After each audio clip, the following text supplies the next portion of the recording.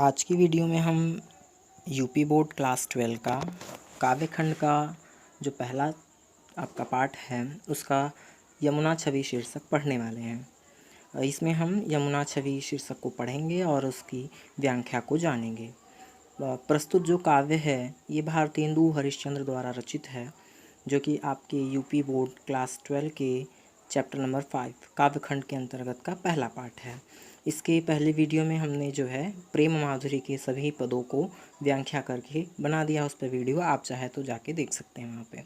आज की का जो हमारा शीर्षक है यमुना छवि है, तो हम अपनी शीर्षक पे चलते हैं, अपने पाठ पे, और आज जानते हैं।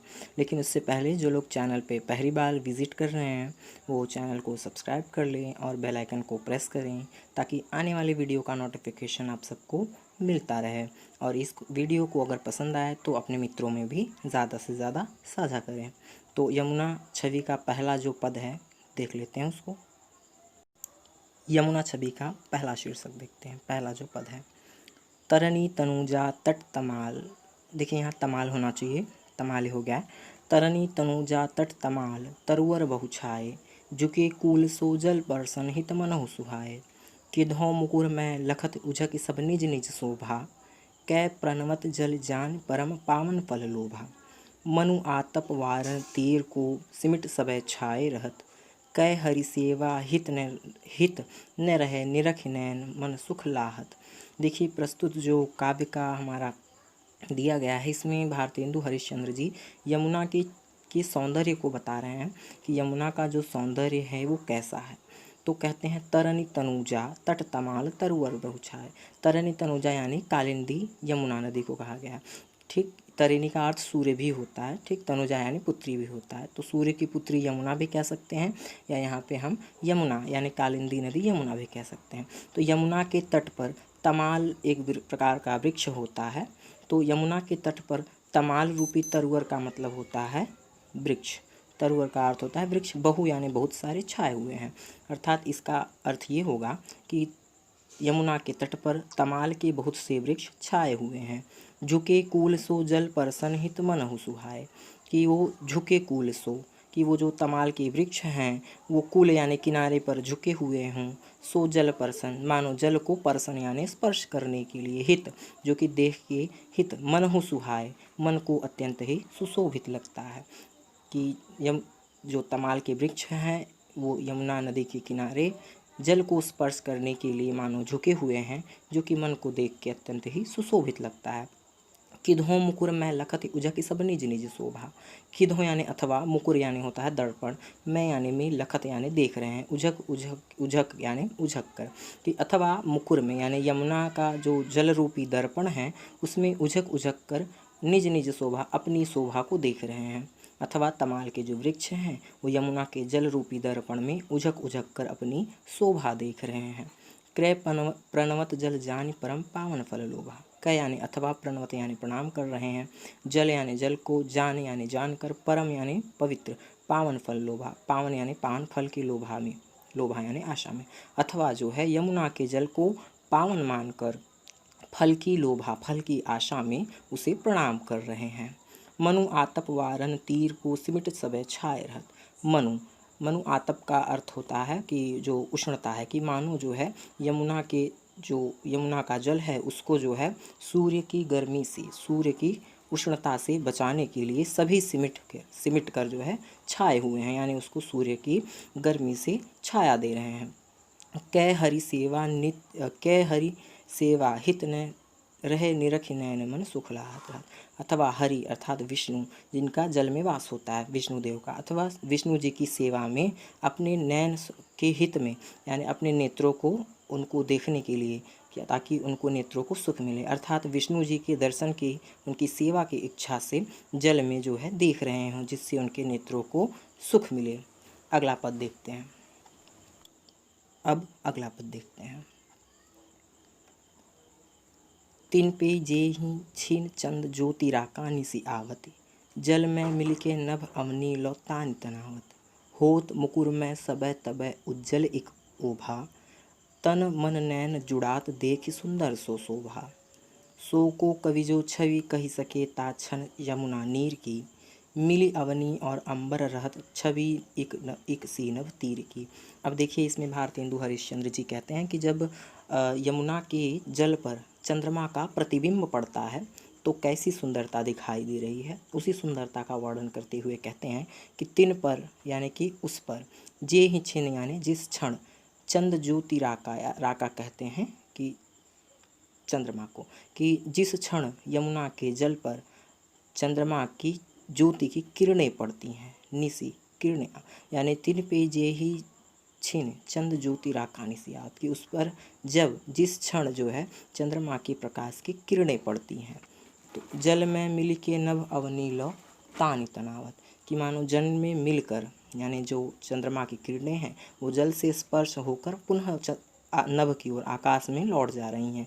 और यह दृश्य ऐसा लग रहा है अवनी लो तानि तनावत, की जो है आसमान से ज़मीन तक यानी नभ से जो है पृथ्वी तक एक तंबू सा तन गया हो, यानी चंद्रमा की किरणें जल को स्पर्श करके पुनः जो है ऊपर चली जा रही हैं। तो ये दृश्य ऐसा लग रहा है कि जो है तंबू तन गया हो। होत मुकुर में तबै सबे इज्जल एक शोभा ओभा, कि जब चंद्रमा का प्रतिबिंब जो है यमुना छवि पर पड़ता है तो होत मुकुर में यानी दर्पण होता है, मुकुर यानी दर्पण, सबे तबै उज्जवल एक शोभा, तो यमुना नदी का जो जल है वो जो है मुकुर अर्थात दर्पण के समय उज्ज्वलित हो जाता है। यानी यमुना का जो जल है वो मुकुर दर्पण के समान उज्ज्वलित हो जाता है और उसकी शोभा बढ़ जाती है, यानी उसकी शोभा जो है दर्पण के समान दिखाई देने लगती है।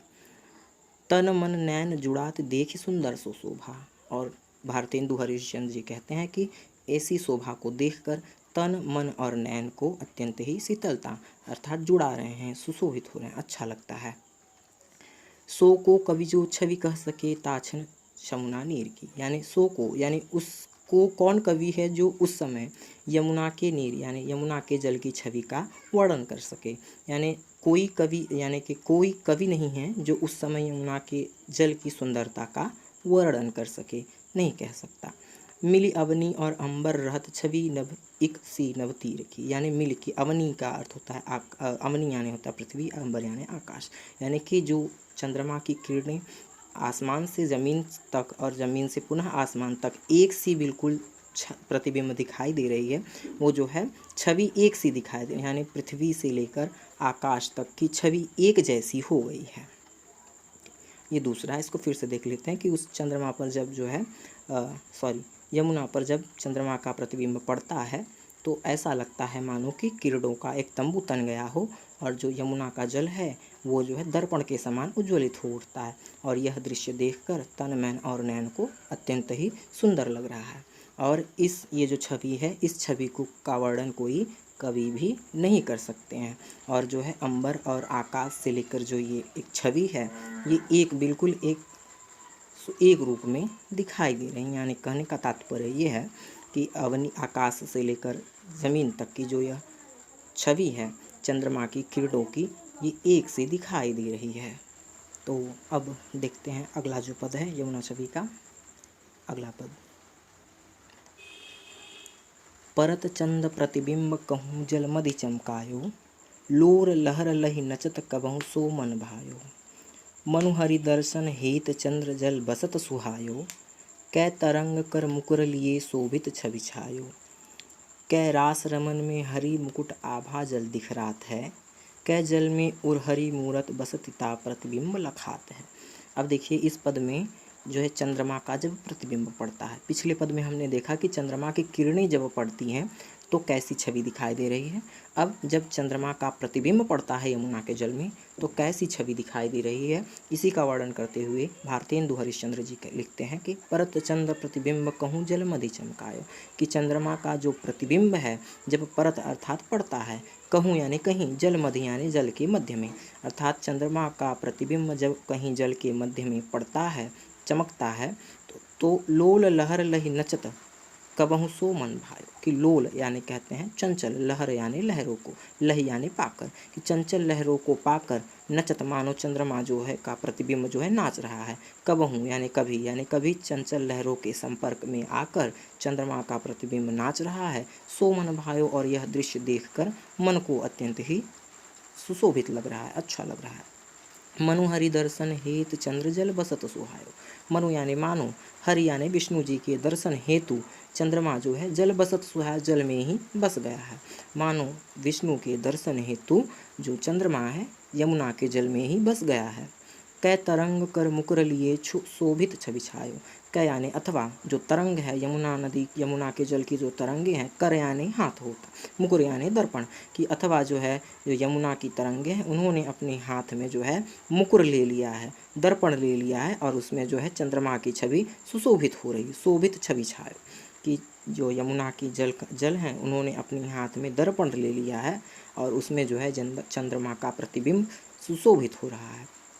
कै रास रमन में हरि मुकुट आभा जल दिख रहा है, कि अथवा रास रमन अर्थात रास क्रीड़ा में जो हरि यानी विष्णु का जो मुकुट है उसमें उनकी अपनी आभा दिखला रहा है, अथवा जो चंद्रमा का प्रतिबिंब है ऐसा प्रतीत होता है कि रास क्रीड़ा कर रहे विष्णु जी की जो है मुकुट की आभा को दिखला रहा है।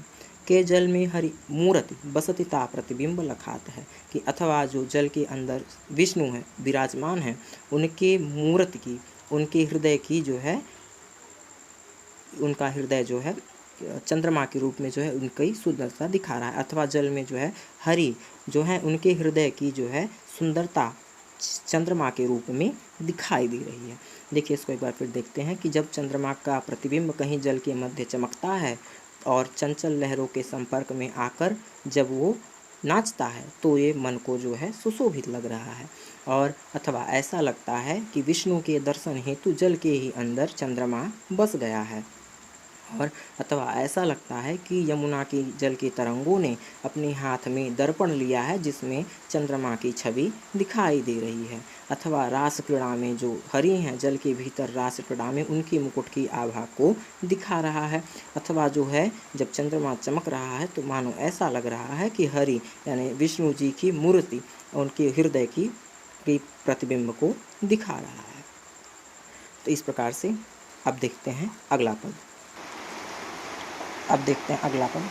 कबहु होत सतचंद्र कबहु प्रगटत दुरिभाजत, पवन गगन बस बिंब रूप जल में बहु साजत। मनुष्य सिभरी अनुराग जमुन जल लोटत डोलें, कै तरंग की डोर हिंडोरन करत खिलोलें।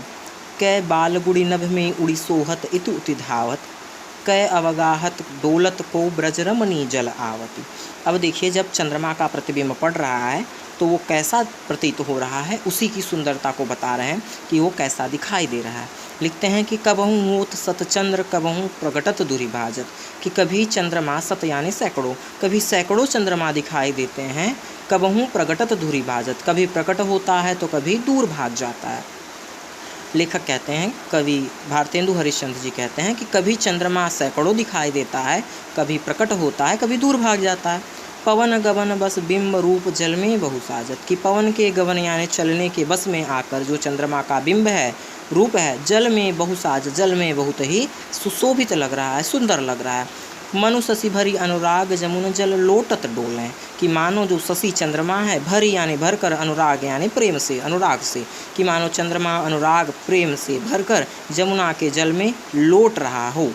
कै तरंग की डोर हिंडोरन करत किलोलय, अथवा जो है तरंगों ने, हिंडोरन कहते हैं पतंगों को, अथवा जो यमुना की जल की तरंगे हैं उन्होंने अपने हाथ में जो है तरंग रूपी डोर को, देखिए हिंडोरन का अर्थ होता है झूला, देखिए यहाँ गड़बड़ हो गया, कि हिंडोरन का अर्थ होता है झूला, कि अथवा जो तरंगों की जो है रस्सी पे झूला डालकर वो किलोले कर रहा है, ठीक, यानी यमुना की जल की तरंगों पर झूला डालकर वह किलोले कर रहा है। आगे देखते हैं, कै बालगुड़ी नभ में उड़ी सोहत इत उत धावत। बालगुड़ी का अर्थ होता है पतंग, तो कै अथवा बालगुड़ी अर्थात कि पतंग जो है नभ में उड़ी सोहत इत उत धावत, कि अथवा ऐसा लगता है कि जैसे नभ में कोई पतंग इधर उधर उड़ते हुए सोहत सुशोभित होती हो, यानी चंद्रमा का जो प्रतिबिंब है वो यमुना के जल पर ऐसे दिखाई दे रहा है, और पवन की बस में आकर जब वह क्रिया कर रहा है तो मानो ऐसा लग रहा है कि नभ में कोई पतंग इधर उधर उड़ती हुई सुशोभित हो रही हो। कै अवगाहत डोलत को ब्रजरमणी जल आवती, कै अथवा अवगाहत डोलत को ब्रजरमणी यानी ब्रज की स्त्री, अवगाहत यानी स्नान करके, कि अथवा स्नान करके कोई ब्रज की स्त्री यमुना के जल से चलते हुए आ रही हो। इसको एक बार फिर देख लेते हैं कि जब चंद्रमा का प्रतिबिंब पड़ता है तो कभी 100 दिखाई देता है, कभी प्रकट हो रहा है, कभी दूर भाग जा रहा है, और पवन के गमन के बस में होकर आकर कभी जो है वो जल में बहुत ही सुशोभित लग रहा है, और मानो ऐसा लग रहा है प्रेम से जो है उमड़कर यमुना के जल में वो लौट रहा हो, अथवा जो है यमुना की तरंगों पर डोर डालकर झूले झूल रहा हो, किलोले कर रहा हो, अथवा ऐसा लगता है कि नभ में जो है आकाश में कोई पतंग जो है सुशोभित हो रही हो, यानी इधर उधर उड़ते हुए सुशोभित हो रही हो, अथवा ऐसा लगता है कि कोई ब्रज की स्त्री स्नान करके जो है चली आ रही हो, जल से स्नान करके चली आ रही हो। इस प्रकार से ये पद हुआ। अब देखते हैं अगला पद। मनुजुग पक्ष प्रत्यक्ष होत मिट जात जमुन जल, कै तारागण ठगन लुकत प्रगटत शशि अविरल, कै कलिंदी नीर तरंग जीतो उपजावत, तितनो ही धरि रूप मिलन हित तासो धावत, कै बहुत रजत चकई चलत के फुहार जल उच्छत, कै निष्पति मल्ल अनेक विधि उठ बैठत कसरत करत। देखिए इसमें भी जो है भारतेंदु हरिश्चंद्र जी वही बातें कर रहे हैं कि जब यमुना के जल पर चंद्रमा का प्रतिबिंब पड़ रहा है तो कैसा दिख रहा है। मनुजुग प्रत्यक्ष हो तो मिट जात जमुन जल, कि मानो जो है युग, यानी जो युग है वो यमुना के जल में जब चंद्रमा का प्रतिबिंब पड़ता है तो जो है जब वो दिखाई देता है और जब गायब हो जाता है तो मानो कृष्ण युग और पक्ष शुक्ल युग, यानी कृष्ण पक्ष और शुक्ल पक्ष दोनों सामने बिल्कुल प्रतीत दिखाई दे रहे हैं। तो यहाँ युग से तात्पर्य कृष्ण पक्ष और शुक्ल पक्ष से है, यानी चंद्रमा जब प्रकट होता है और जब गायब हो जाता है तो मानो युग यानी कृष्ण पक्ष और शुक्ल पक्ष प्रत्यक्ष रूप से जो है होत मिट जात जमुन जल, यानी युग यानी दोनों युग जो है प्रत्यक्ष रूप से दिखाई दे रहे हैं। कै तारागण ठगन लुकत प्रकटत असी अविरल, कि अथवा जो है तारागण अर्थात तारों के समूह को ठगने के लिए जो चंद्रमा है लुक अर्थात छुप जा रहा है, प्रकटत असी अविरल यानी लुक छिप रहा है और सामने प्रकट हो रहा है, यानी छिपने और प्रकट होने का जो है क्रीड़ा कर रहा है तारागण यानी तारों के समूह को ठगने के लिए। कै कालिंदी नीर तरंग जीतो उपजावत, कि अथवा जो है कालिंदी का अर्थ होता है यमुना, नीर यानी पानी, यमुना के जल के पानी में तरंग में जीतो उपजावत यानी उसके साथ जो है कि यानी कि एक प्रकार की क्रीड़ा कर रहा हूँ, यानी उससे जीतने के लिए जो है उससे जो है प्रतियोगिता दौड़ की प्रतियोगिता कर रहा हो। तितनो ही धरि रूप मिलन हित तासो धावत, और उतने ही रूप धर कर जो है वो प्रकट हो रहा हूँ यानी दौड़ रहा हूँ। तितनो ही धरि रूप मिलन हित तासो धावत, यानी उतने ही रूप धर कर जो है मिलने के लिए उससे दौड़ रहा हो। कै बहुत रजत चकई चलत के फुहार जलपत उच्छत, कि अथवा जो है बहुत सारे रजत यानी चांदी के, चकई यानी जो कुम्हार का चकई होता है जिसपे वो जो है मिट्टी के बर्तनों को बनाता है, अथवा ऐसा लगता है कि जी बहुत सारे जो है जो चांदी के चकई जल में जो है चल रहे हों। क्या निष्पति मल्ल अनेक विधि उठ बैठत कसरत करत, अथवा जो निष्पति है यानी रात के पति, कि रात के पति मल्ल अर्थात पहलवान होता है, कि रात के पति पहलवान है अर्थात चंद्रमा है, यहाँ चंद्रमा से तात्पर्य रात के पति अर्थात चंद्रमा है, मल्ल यानी पहलवान की भांति अनेक विधि से उठ बैठत कसरत करत, उठक बैठक कर रहे हों और कसरत कर रहे हैं, यानी कि रात के जो पति अर्थात चंद्रमा है वो पहलवान की भांति अनेक विधियों से उठ बैठकर कसरत कर रहे हों। तो आगे चलते हैं, लेकिन अगर उससे पहले अगर आपको वीडियो पसंद आ रही है तो इसको लाइक करें और चैनल को सब्सक्राइब करें और बेल आइकन को भी प्रेस करना ना भूलें, ताकि हमारे चैनल पे जो भी वीडियो अवेलेबल हो वो आप अगर अपलोड किया जाए तो उसका नोटिफिकेशन आपके पास जल्द से जल्द पहुंच जाए। और वीडियो पसंद आए तो इसे मित्रों में ज़्यादा से ज़्यादा साझा करें और ज़्यादा से ज़्यादा लाइक करें। अब अगला पद।